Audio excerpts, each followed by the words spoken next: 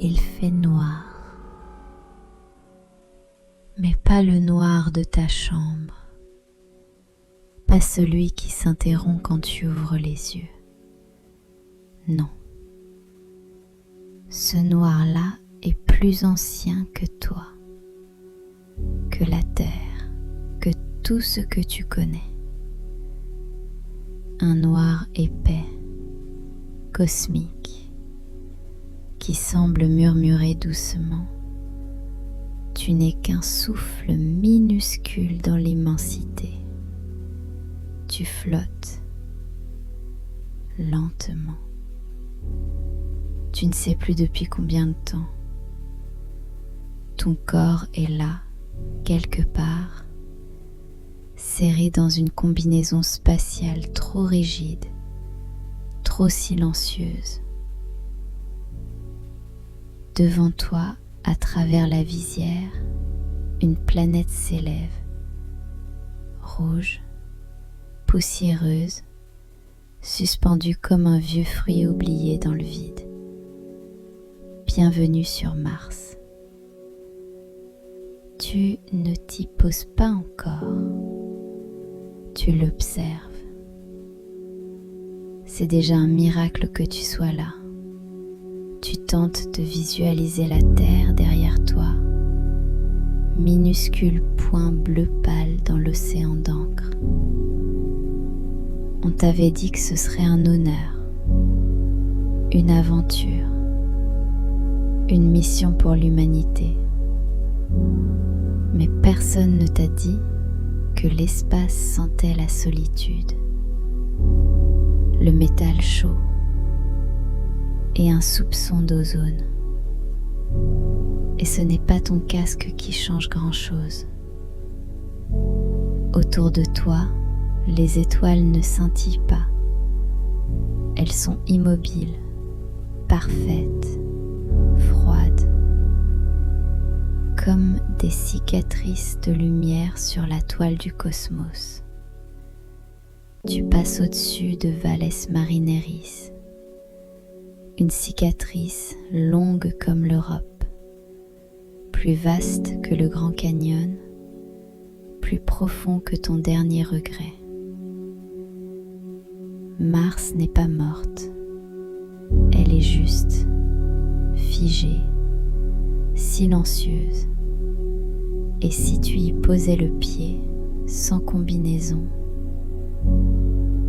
tu survivrais environ 20 secondes, ce qui est, avouons-le, à peine plus long qu'un message vocal de ta tante. Les scientifiques débattent encore.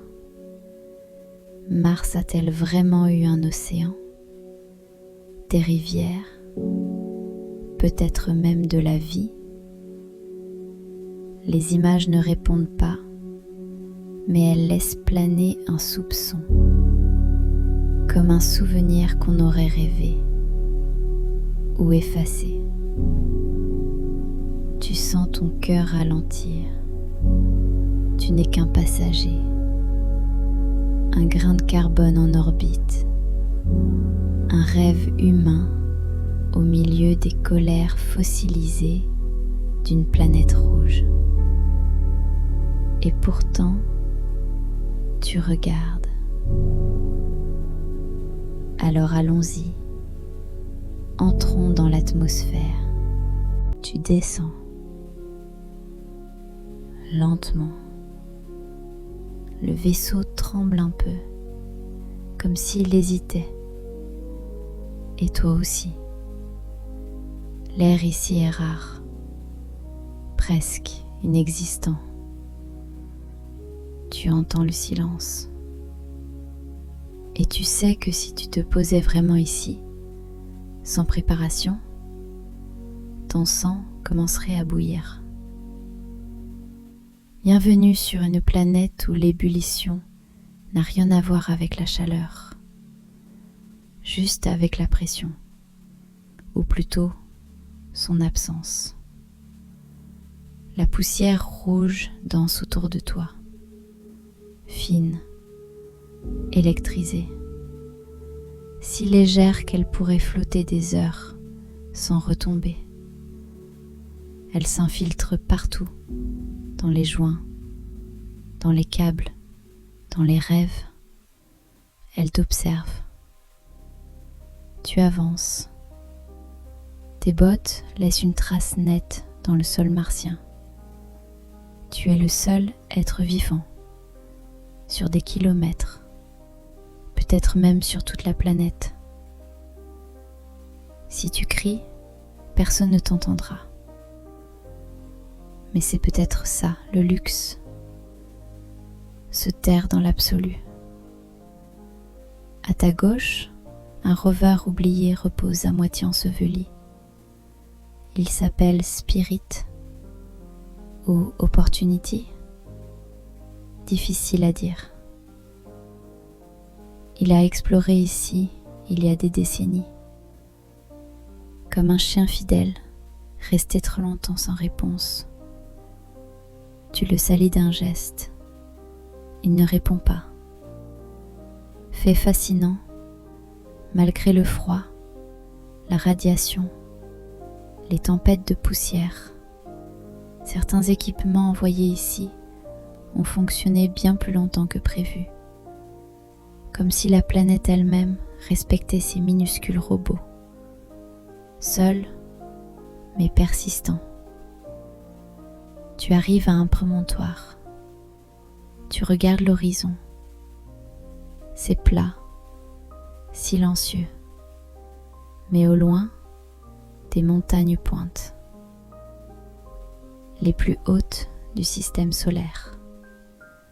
Olympus Mons, 3 fois l'Everest, endormi depuis des millions d'années, mais toujours là, comme une promesse ou une menace. Les scientifiques ne savent pas vraiment si ce volcan pourrait se réveiller. Ils disent peu probable, mais dans le langage spatial, peu probable veut dire on n'a aucune idée. Tu inspires. L'air de ton scaphandre est recyclé, sec, sans odeur. Tu regardes le ciel. Il est rose pâle, presque triste. Tu t'attendais à du rouge. Mais même Mars aime tromper les attentes. Et toi, tu continues à marcher. Tu ne sais pas exactement depuis combien de temps tu marches. Sur Mars, les jours durent un peu plus de 24 heures. Ils s'appellent des sols. C'est rassurant. Un mot de plus à ajouter à ton vocabulaire d'astronaute. Comme si nommer le temps te permettait de le contenir. Ton ombre s'allonge. Le soleil là-bas est plus petit, plus pâle. Il semble lointain, distrait, comme un parent vieillissant qui t'observe sans vraiment te voir. Tu croises une colline. Elle n'a pas de nom. Rien ici n'a vraiment de nom, à part ce qu'on a laissé dans des bases de données très loin d'ici. Pourtant, tu lui en donnes un. Tu l'appelles solitude. Elle ne proteste pas. Le vent s'élève. Pas un vent de forêt ou de mer. Ici, le vent n'a presque pas de force. Il chuchote. Mais sur la durée, il façonne des tempêtes.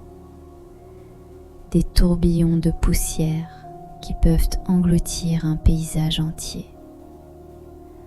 Lentement, inlassablement, tu entends un bip.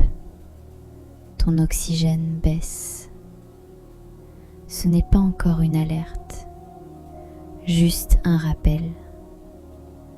Un murmure numérique qui dit Tu es vivant, mais ce n'est pas ton monde. Et ça, tu le sens à chaque pas. Mars ne t'en veut pas, mais elle ne te veut pas non plus. Tu observes le sol. Il y a des cailloux, des strates, des traces anciennes d'écoulement. Tu t'agenouilles lentement. Tu tends la main. Tu touches la poussière. Elle glisse entre tes doigts gantés. À cet instant, tu réalises, cette poussière est plus vieille que tout ce que tu connais. Peut-être a-t-elle vu de l'eau, peut-être de la vie, peut-être que rien du tout, mais elle est là, fidèle, silencieuse. Tu restes là un moment, à écouter le vide, à sentir ta propre présence, si fragile, au cœur de l'immense. Et puis tu te relèves, parce qu'il faut avancer. Même ici, la base est proche. Tu la vois à peine, camouflée dans le paysage rouge, comme une excroissance artificielle de la roche.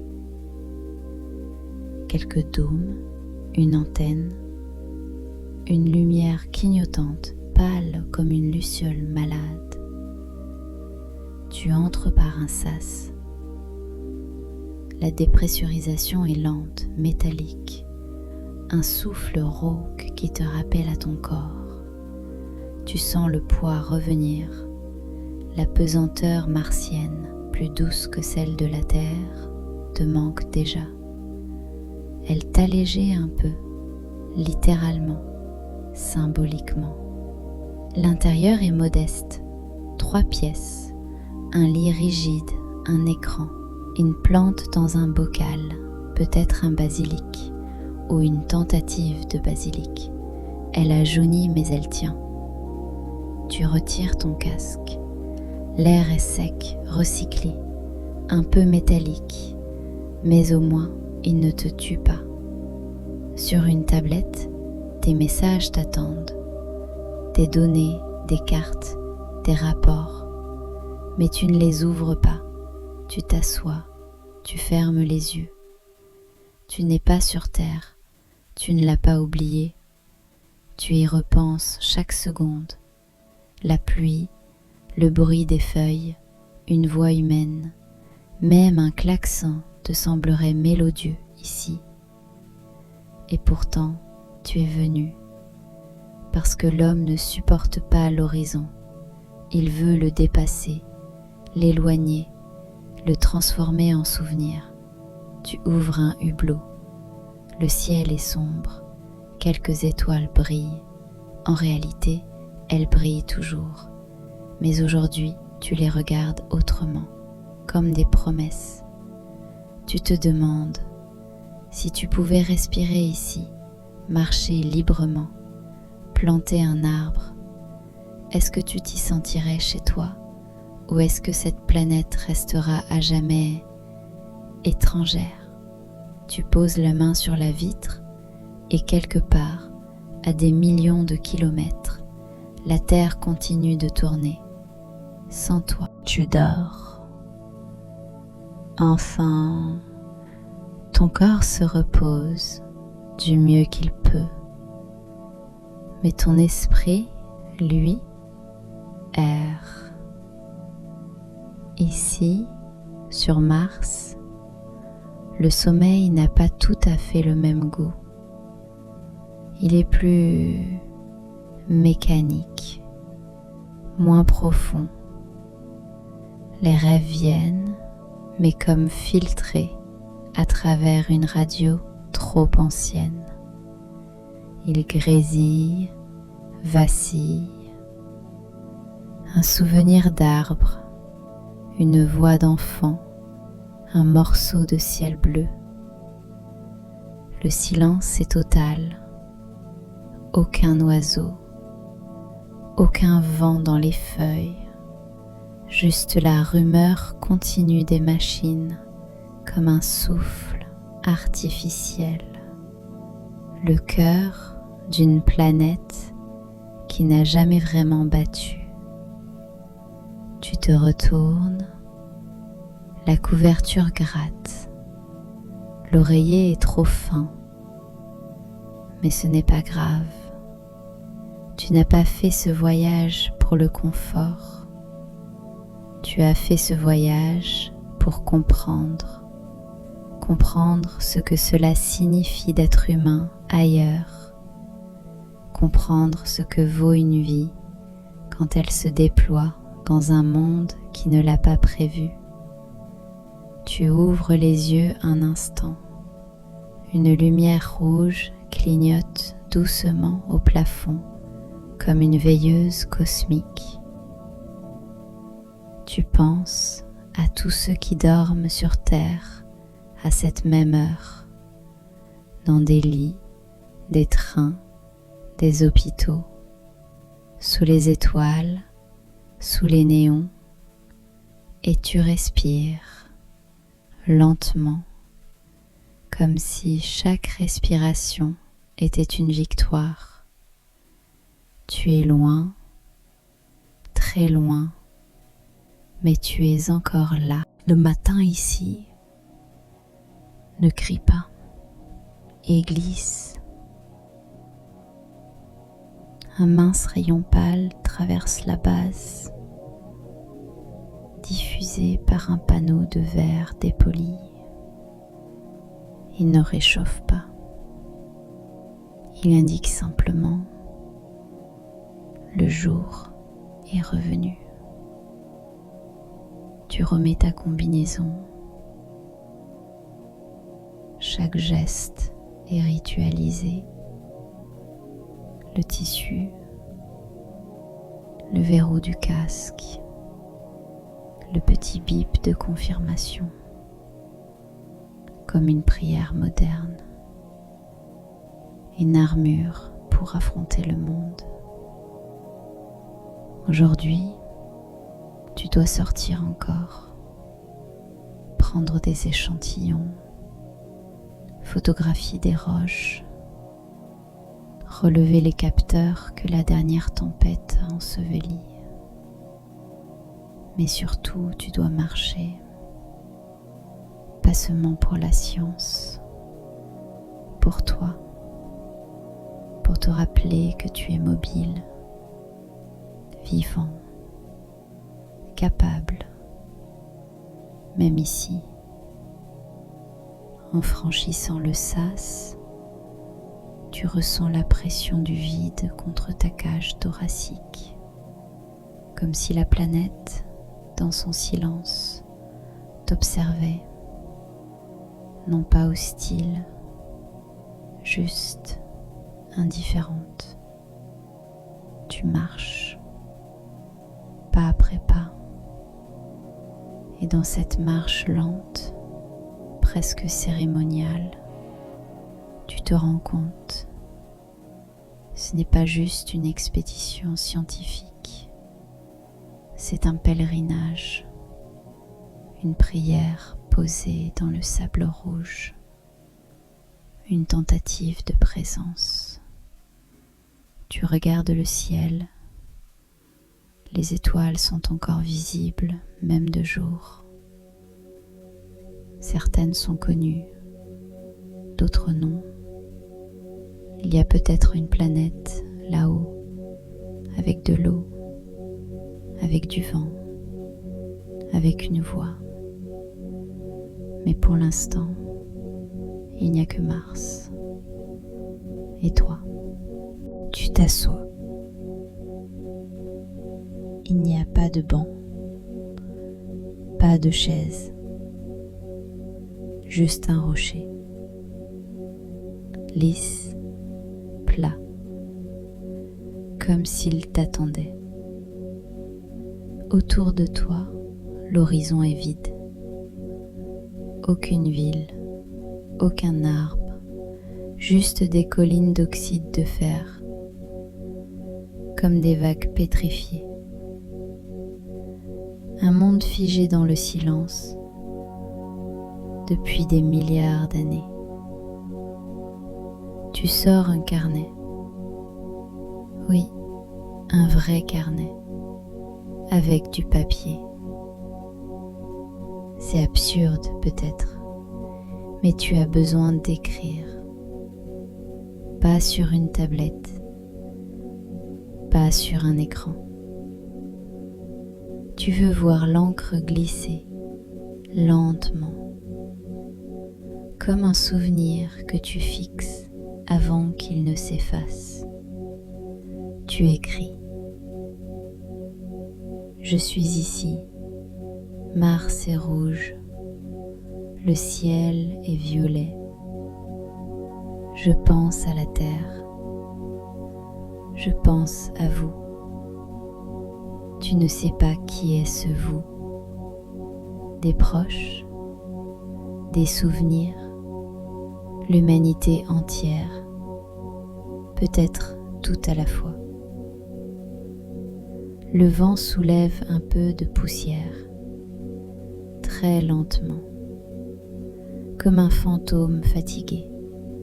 Et soudain, tu réalises, cette planète n'est pas vide. Elle est pleine d'attentes. Elle attendait qu'on vienne, qu'on l'écoute, pas qu'on la conquiert.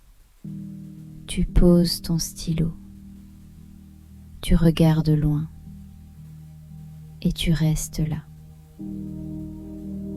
La nuit revient, pas brusquement, pas violemment.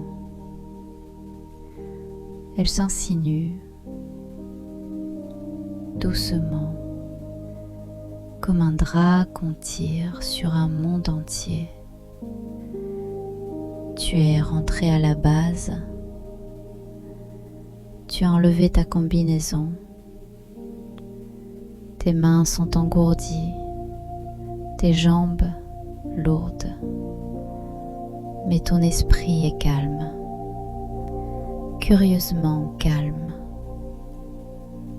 Tu bois une gorgée d'eau recyclée, elle a un goût étrange, un peu métallique, mais elle te relie à quelque chose d'essentiel, la survie. Tu t'allonges dans ta couchette, il fait sombre, à peine une lumière bleue sur le plafond. Le sommeil revient, lentement, comme un ami silencieux. Et alors que tes paupières se ferment, tu te demandes, est-ce que quelque part, dans cette galaxie immense, une autre conscience regarde aussi le ciel ce soir? Est-ce qu'un autre être, ailleurs, très loin, se pose les mêmes questions? Est-ce que quelqu'un, dans un lointain système, écoute le silence en pensant à nous? Tu ne le sauras pas ce soir, mais c'est cette incertitude qui fait la beauté du voyage. Dormir ici, c'est faire confiance à la machine, à la mission, à l'univers et à demain. Car demain, tu recommenceras. Marcher, observer, espérer dans le calme rouge de cette planète solitaire. Tout est calme à présent. Tu dors peut-être, ou tu dérives dans cette zone entre l'éveil et le rêve, où les pensées ne sont plus tout à fait à toi, mais pas encore absentes. Autour de toi, Mars continue de tourner, lentement, sans bruit, sous un ciel que personne ne regarde, sauf toi. Et là-bas, si loin qu'aucune sonde ne pourrait l'atteindre en une vie humaine, la Terre, petite, bleutée, silencieuse aussi, suspendue dans le noir comme une larme gelée. Tu es une poussière sur une autre poussière, un souffle parmi des milliards d'autres souffles, dans un univers qui n'a ni début ni fin perceptible. Mais tu es là et tu écoutes et ça suffit, car peut-être que ce voyage n'est pas seulement spatial. Peut-être que ce voyage est intérieur, une manière de comprendre que dans cette immensité, le vrai miracle, c'est que tu sois là pour t'en émerveiller. Alors repose-toi, rêve de lune oubliée, de soleil froid, de galaxies spirales et de vents solaires. Le cosmos t'attend et il n'est jamais pressé.